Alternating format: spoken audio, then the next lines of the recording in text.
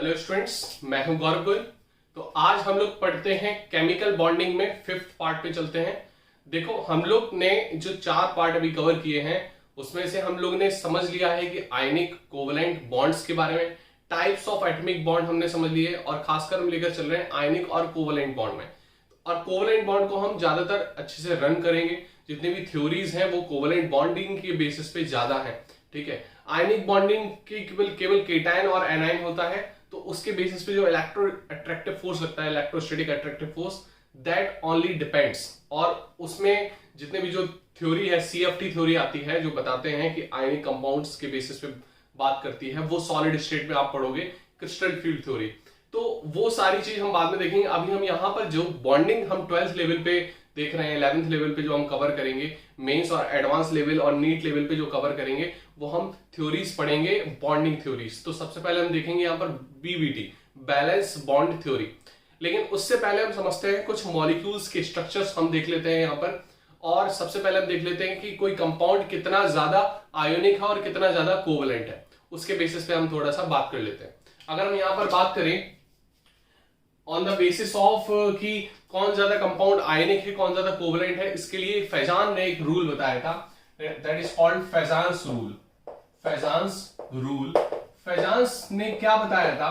फैजान्स ने बोला था कि smaller size of cation and large size of anion is more covalent. Small size of cation, small size of cation होगा and large size of anion, and large size of anion is more covalent,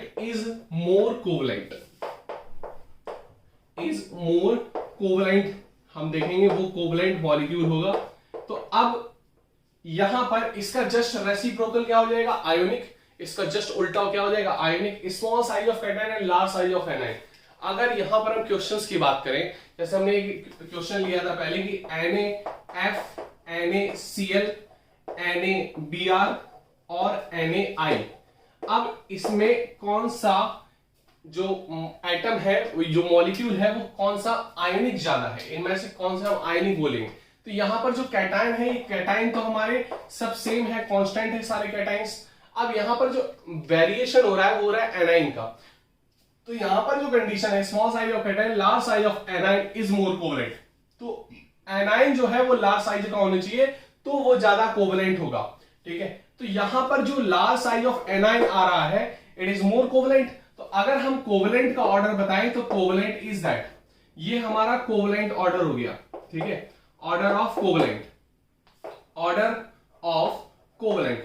और इसका just उल्टा हो जाएगा order of ionic compounds. अगर हम अब देख लें कि हम कैटाइन वेरी करें और एनाइन सेम रखें, तो अगर हमने जैसे देख लिया LiF, NaF, ठीक है, LiF lithium sodium potassium, KF, ठीक है, KF, और देख लें हम lithium sodium potassium rubidium, RbF, इस तरीके से हम देख लें। ठीक है, यहां पर जो एनाइन है वो हमारा कांस्टेंट है।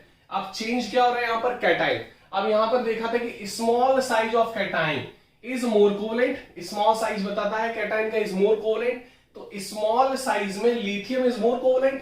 तो यहां पर जो ऑर्डर हो जाएगा वो ये हो जाएगा। ठीक है, क्योंकि एनाइन यहां पर क्या है?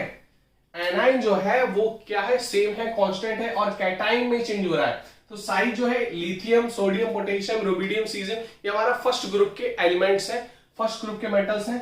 तो up to down in a group size will increase due to number of shells increases. हमने पीरियोडिक टेबल में आपको ये बता दिया था। तो यहां पर साइज रुबिडियम का बड़ा है, तो साइज हमारा बड़ा हो जाएगा, तो आयोनिक नेचर, आयोनिक कैरेक्टर बढ़ जाएगा, या परसेंटेज ऑफ आयोनिक नेचर बढ़ जाएगा यहां पर। तो ये 2 एग्जांपल से आप समझ सकते हो कि अगर इस टाइप की कोई क्वेश्चंस आ गया, अगर कैटाइन अगर कांस्टेंट रखा या एनाइन कांस्टेंट रखा, तो उस बेसिस पे हम कैसे जज करें कौन सा आयोनिक है और कौन सा कोवलेंट कंपाउंड है। इसको आप नोट कर सकते हो। फिर हम और क्वेश्चंस देखते हैं, इसको नोट कर लो। इस चैप्टर में बेसिकली हम अगर देखें तो हमें केमिकल बॉन्डिंग और मॉलिक्यूलर स्ट्रक्चर के साथ हमें चीजें सीखनी है कि कौन ज्यादा आयोनिक है, कौन ज्यादा कोवलेंट है, ये थोड़ा सा कंपैरिजन यहाँ करना था, मैं सीख रहा था। तो फजान ने यही बताया कि कोई भी जो कंपाउंड है वो परफेक्टली ना ही आयोनिक होता है, ना ही कोई 100% आयोनिक होता है, ना ही कोई कंपाउंड 100% कोवलेंट होता है।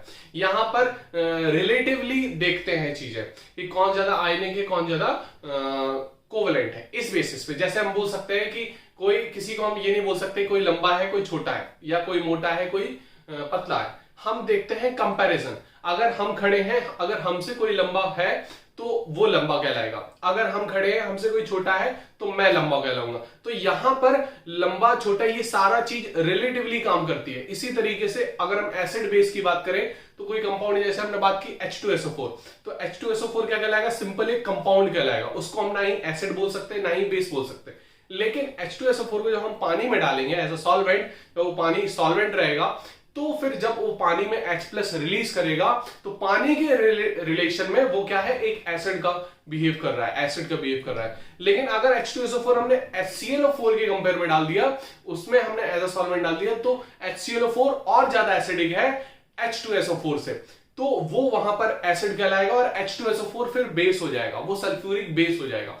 तो यहां पर चीजें चलती हैं रिलेटिवली। इसी तरीके से कोई कंप्लीटली ना ही आयोनिक है, ना ही कोई कंप्लीटली कोवेलेंट है। यहां पर ये चीजें आपको थोड़ा समझनी होगी। तो इसी बेसिस पे फजान ने यहां पर कंफ्यूजन दूर करने के लिए इस तरीके से बताया कि small size of cation and large size of anion is more covalent and vice versa is, और रेसिप्रोकल इज आयोनिक कंपाउंड, वो आयोनिक नेचर होगा।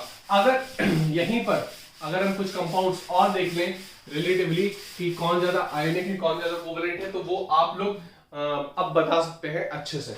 अगर जैसे हमने बात कर ली MgF2, MgCl2 ले लिया हमने, ठीक है, MgCl2 ले लिया, ठीक है, magnesium, beryllium, magnesium, calcium, CaCl2।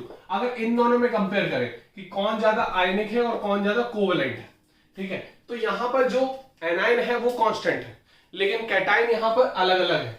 तो कैटायन ये हमारा स्मॉल साइज है, ये हमारा थोड़ा बड़ा साइज है, शेल बढ़ गई, तो small size of cation and large size of anion is more covalent. तो यहां पर जो आयनिक है वो ये हो गया, इट इज मोर कोवेलेंट। अगर यहां पर हम आयनिक की बात करें तो calcium chloride is more ionic. Clear होगी बात की नहीं?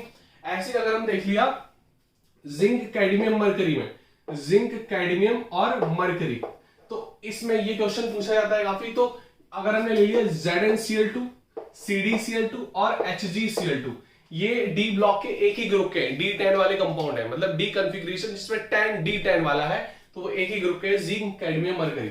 अब यहां पर जो एनायन है वो हमारे सारे सेम है, लेकिन कैटायन यहां पर अलग अलग है। तो यहां पर हम बोल सकते हैं metal non metal, metal non metal, हमारा ये आयनिक कहलाता है। मेटल नॉन मेटल आयंस बनाते हैं, सॉल्ट्स बनाते हैं। लेकिन सबसे ज्यादा आयनिक कौन है?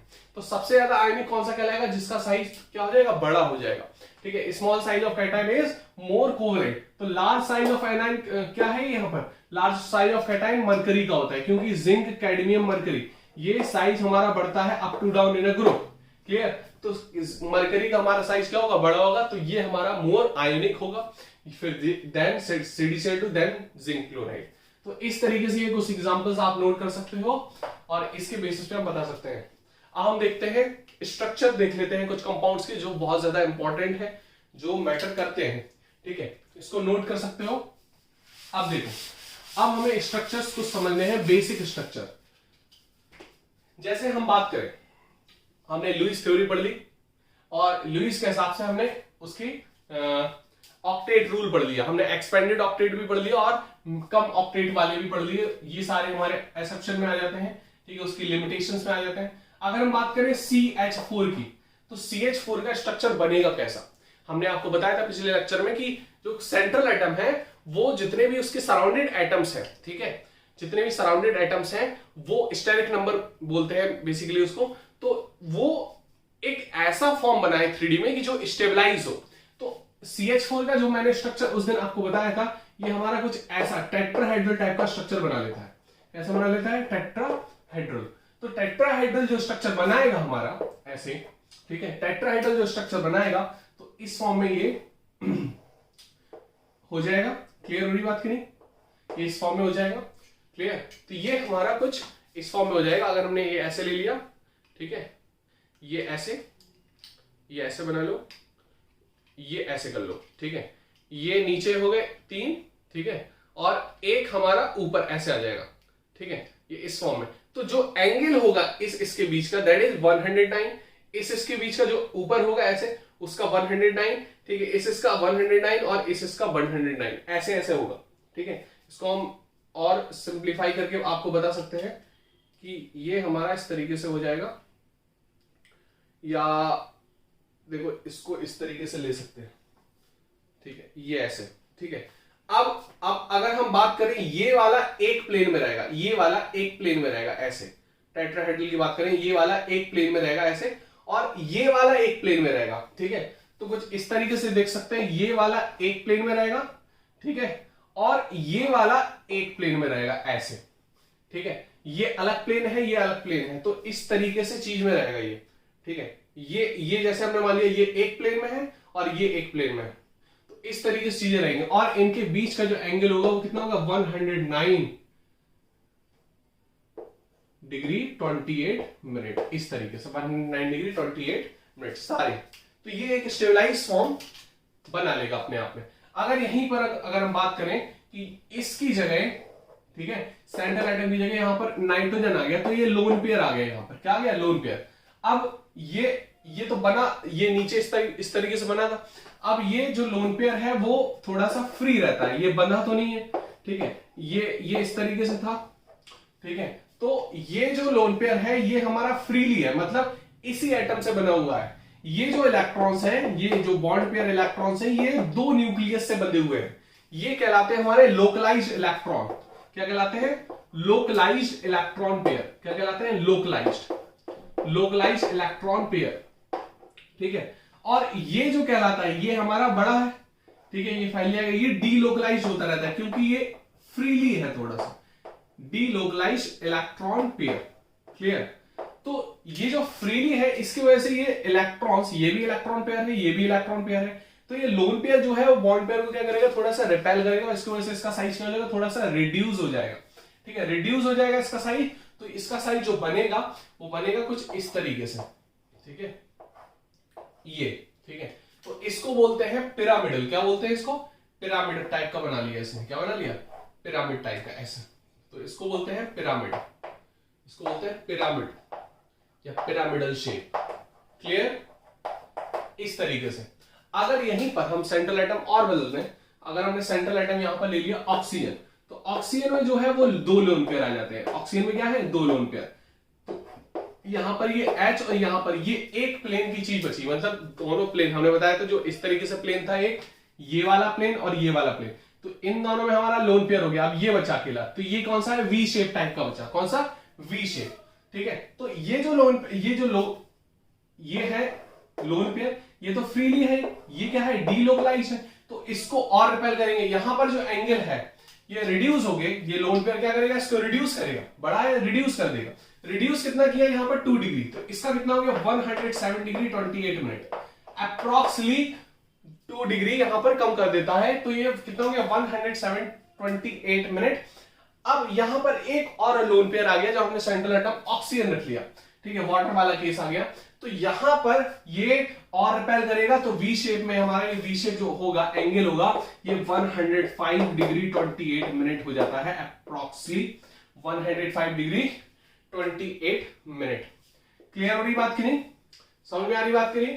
तो इस तरीके से चीजें हो जाएंगी, और ये जो बन जाएगा वो इस तरीके से शेप बन जाएगा, that is called V shape, that is called V shape. तो इसमें हम कंपेयर कर सकते हैं मीथेन, अमोनिया और H2O, क्लियर। यहां पर बस सेंट्रल एटम चेंज हो रहे हैं। सेंट्रल एटम यहां पर क्या है? C, यहां पर क्या है? N, और यहां पर क्या है? O, clear. तो ये चीज आपको थोड़ा सा यहां पर देखनी है, इस तरीके से स्ट्रक्चर्स बनेंगे, क्लियर। इसको नोट कर सकते हो, हम डिटेल में और अच्छे से चीजें और देखेंगे, इसको नोट कर लो। अब इसको हटा दे। अब देखो,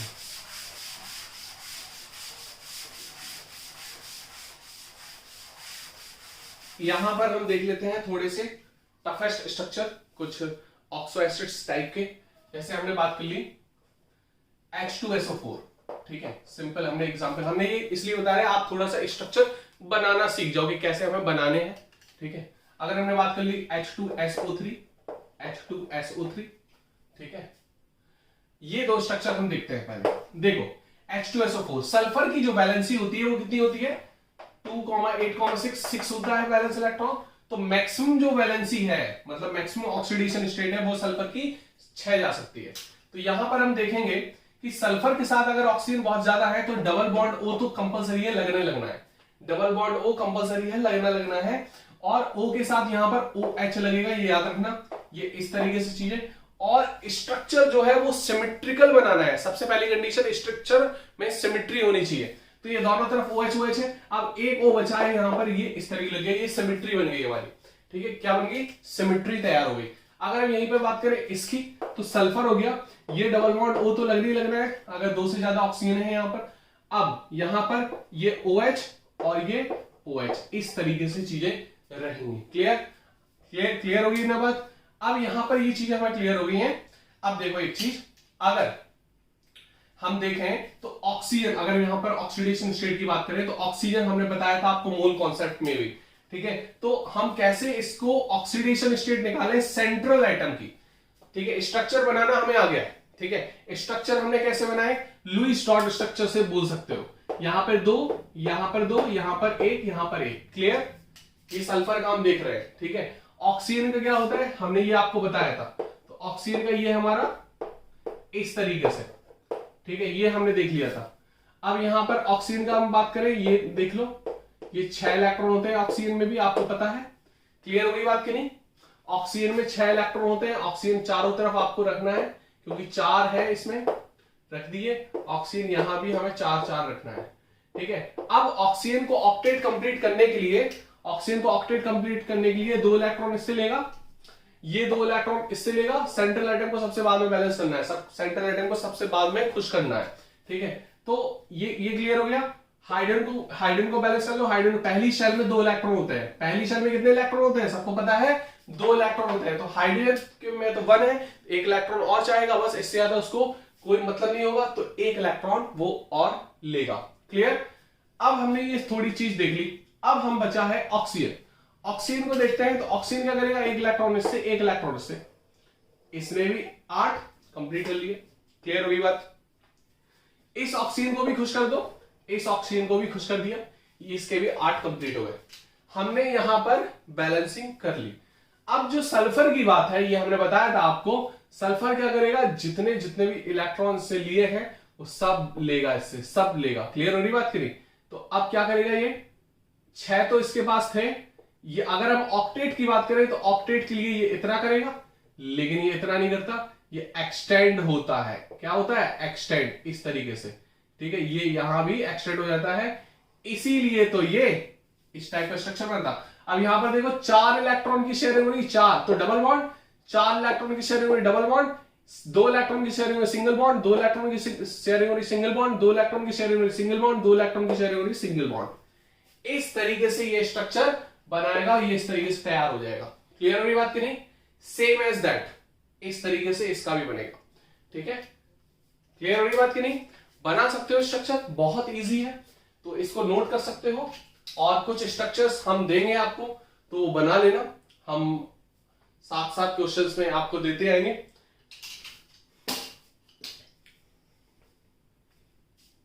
यहां पर अगर हम बात कर ले कि H3PO4 का कैसे बनाएंगे हम, ठीक है, और H3PO3 का कैसे बनाएंगे स्ट्रक्चर, ये 2 और देख लेते हैं फास्फोरस के।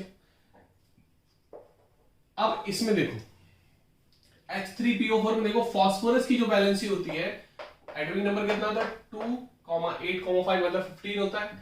इसमें भी एक bond P double bond O compulsory होता है, कंपल्सरी होता है।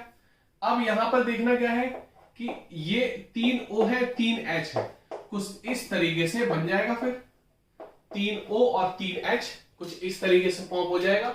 सिमेट्री भी है यहां पर, ठीक है, और बन भी गया। क्लियर हुई बात कि नहीं?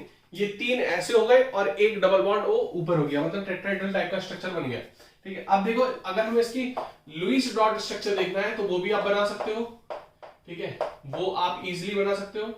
इसमें कितने इलेक्ट्रॉन्स हैं? 5 है आउटर मोस्ट में। ऑक्सीजन ये है, ये आप बना सकते हो बहुत अच्छे से।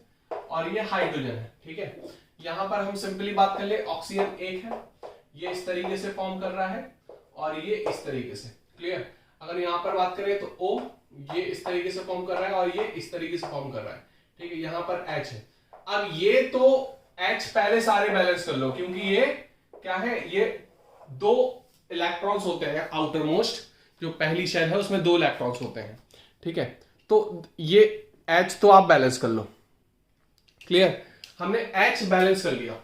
H बैलेंस करने के बाद ऑक्सीजन बैलेंस कर लो सारे। ये देखो 8 बैलेंस हो गए। ठीक है, ये 8 बैलेंस हो गए, ये 8 बैलेंस हो गए। ठीक है, ये 8 बैलेंस हो गए। क्लियर? इसको इलेक्ट्रॉन को बाहर कर दो थोड़ा है। अब ये देखो 8 हो गए, 2,6 होता है, तो ये 2 इलेक्ट्रॉन और लेगा तो ये 8 हो जाएंगे। इससे 2 इलेक्ट्रॉन लिए, इसने एक हाइड्रोजन से, एक फास्फोरस से, एक फास्फोरस से, एक हाइड्रोजन से, एक फास्फोरस से, एक हाइड्रोजन से। अब देखो फास्फोरस की बात करें तो फास्फोरस हमारा क्या हो जाएगा, ये इस तरीके से एक्सटेंडेड फॉर्म में बनाएगा। ठीक है, ये एक इलेक्ट्रॉन की शेयरिंग हुई तो एक एक इलेक्ट्रॉन इससे ले लेगा। अब बहुत गौर से देखना है इस चीज को। ये देखो डबल बॉन्ड बनना है, 4 इलेक्ट्रॉन की शेयरिंग हुई, डबल बॉन्ड बन गया। ये 2 इलेक्ट्रॉन शेयर हो रही, सिंगल बॉन्ड बनना है, ये बन गया। ये 2 इलेक्ट्रॉन की शेयरिंग, सिंगल बॉन्ड बनना था, ये बन गया। 2 इलेक्ट्रॉन की शेयरिंग हो रही, सिंगल बॉन्ड बनना था, ये बन गया। अब ये 2 इलेक्ट्रॉन की शेयरिंग हो रही है तो सिंगल बॉन्ड बन गया, ये सिंगल बॉन्ड बन गया और ये सिंगल बॉन्ड बन गया। इस तरीके से ये ट्रांसफॉर्म हो जाएगा बॉन्डिंग फॉर्म में। क्लियर हो रही बात कि नहीं? तो ये हमारा बनाना है। अगर हम बात करें H3PO3 की, ठीक है, हम बेसिकली यहां पर ये समझ रहे हैं कि मतलब स्ट्रक्चर्स को हम कैसे आइडियलाइज करें। सबसे पहले आपको इमेजिनेशन रखना पड़ेगा, क्या जरूरी है, क्या इंपॉर्टेंट है और किस तरीके से हम स्ट्रक्चर बनाए खुद से।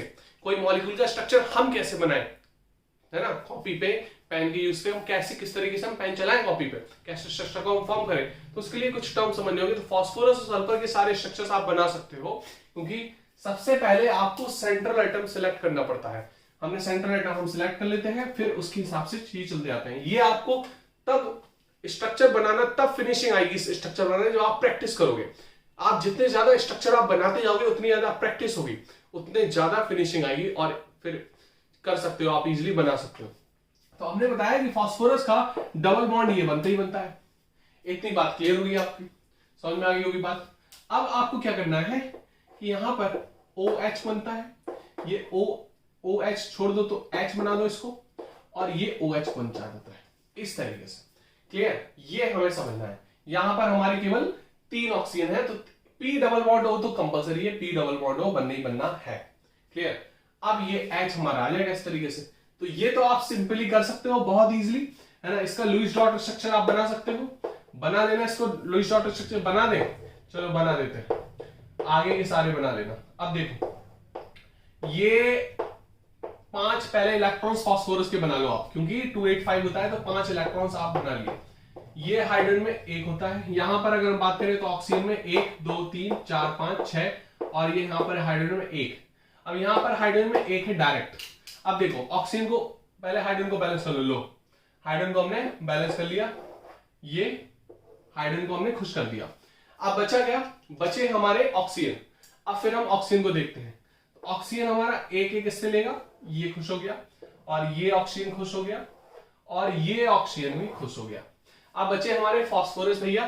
फास्फोरस भैया क्या देना है, जो जो इनसे लिया गया था वो देना है। ठीक है, वो देना है। तो इस तरीके से आपको बन गया। अब देखो यहां पर 2 इलेक्ट्रॉन शेयर हो गई, डबल बॉन्ड, 4 इलेक्ट्रॉन की शेयर हो गई तो डबल बॉन्ड हमारा बन गया। क्लियर? 2 इलेक्ट्रॉन की शेयर हो गई, सिंगल बॉन्ड, 2 इलेक्ट्रॉन की शेयर हो गई, single bond, single bond, single bond, और ये सिंगल बॉन्ड, और वही चीज यहां पर बनी हुई है।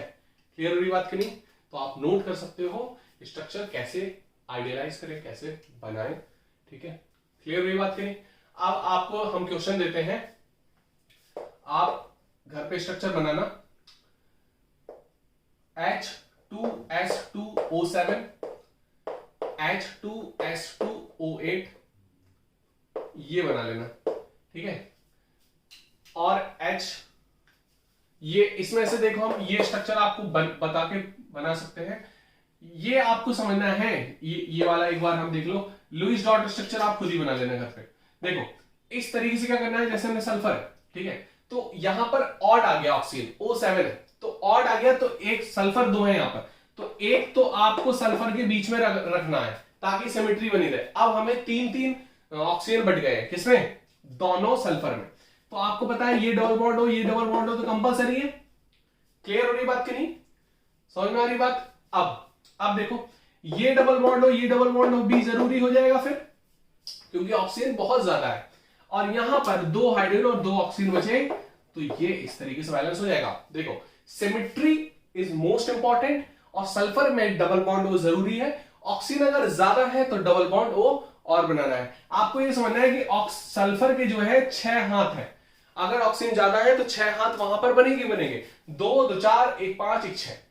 फास्फोरस के 5 हाथ बनते हैं, तो 5 हाथ बनने ही बनना है। तो यहां पर आपको समझना है कि 5 हाथ इसकी पंचभुजाएं हैं, यहां पर षष्ठ भुजाएं हैं, मतलब 6 भुजाएं हैं।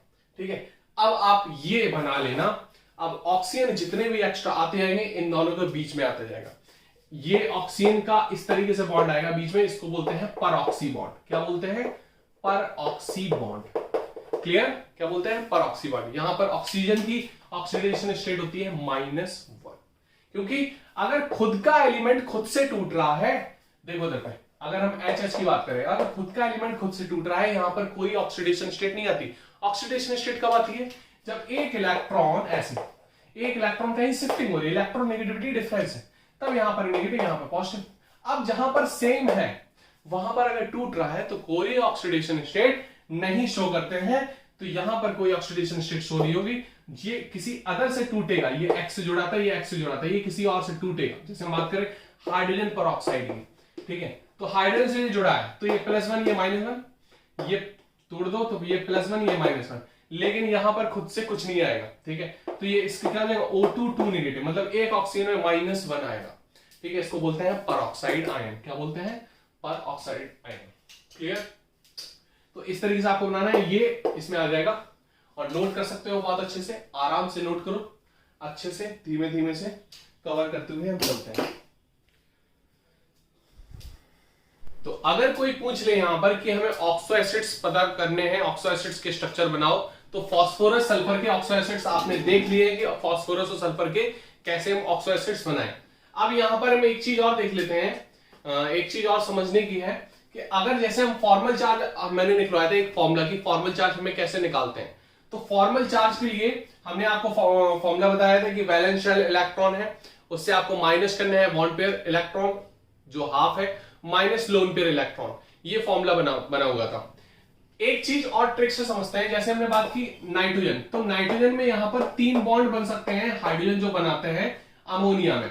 ठीक है, अब अगर हम बात करें, अगर एक और हाइड्रोजन यहां पर जुड़ता है H+, तो ये लोन पेयर इसको क्या कर देता है, डोनेट कर देता है। बनता क्या है, अमोनियम आयन, यहां पर प्लस आ जाता और यहां पर H, ये H और ये H, मतलब ये टेट्राहेड्रल शेप में बन जाता, मतलब CH4 टाइप। ठीक है, अब आपको ये चीज समझनी है कि इस पे फॉर्मल चार्ज कितना आया इस सेंट्रल एटम पे। तो फॉर्मल चार्ज आप कैसे निकालोगे, यहां पर एक छोटी सी ट्रिक है, आपको ये चीज ध्यान रखनी है कि जो सेंट्रल एटम है जितने भी वो बॉन्ड बनाता है मैक्सिमम, ठीक है, जितने भी उसकी बैलेंस शेल के हिसाब से, बैलेंसी के हिसाब से बॉन्ड बनाता है, अगर उससे एक बॉन्ड ज्यादा बन रहा है तो वहां पर प्लस चार्ज आ जाता। ठीक है, मतलब जितना भी बॉन्ड, जैसे 3 बॉन्ड बनता है तो एक बॉन्ड अगर ज्यादा बन गया, ठीक है, तो यहां पर क्या आ जाएगा, प्लस आ जाएगा। ठीक है, और अगर एक बॉन्ड कम बन रहा है तो यहां पर माइनस आ जाएगा। अगर हम दूसरा स्टेप इसी का देखें तो यहां से अमोनिया से NH3 से H+ अगर निकाल दें, ठीक है, तो क्या बन गया NH2, तो इस पे क्या आएगा, नेगेटिव। इस पे क्या आएगा, नेगेटिव, मतलब ये नाइट्रोजन जो है 3 बॉन्ड बनाता है मैक्सिमम, यहां पे 2 बॉन्ड बनाए तो ये नेगेटिव आ जाएगा। अगर जितने भी वो बॉन्ड बना सकता है मैक्सिमम, उससे अगर एक ज्यादा बना लिया तो प्लस आ जाएगा, एक कम बना लिया तो नेगेटिव आ जाएगा। ये है कॉमन सेंस वाले क्वेश्चंस। तो इस तरीके से आप फॉर्मल चार्ज को निकाल सकते हो। क्लियर, क्लियर हो रही बात की नहीं, तो इसी तरीके से निकाल सकते हैं। जैसे हमने बात की CH4 की, मीथेन, तो ये H+ अगर निकल जाता है, ठीक है, ये H+ अगर निकल गया तो यहां पर मैक्सिमम जो है कार्बन वो 4 बॉन्ड बनाता है, लेकिन यहां पर कितने बॉन्ड बन गए, 3, तो यहां पर क्या आ जाएगा, नेगेटिव आ जाएगा। अगर यहीं पर अगर CH5 की बात करें, लेकिन 5 हमारा बन नहीं सकता है, अगर हम और थोड़ा एक्सटेंडेड वे में जाएं तो वहां बन जाएगा, लेकिन यहां पर आपके सिलेबस में हम CH5 नहीं लिखेंगे। अगर बनता तो यहां पर CH5+ आ जाता। क्लियर हो रही बात की नहीं, कितना आता है CH5+।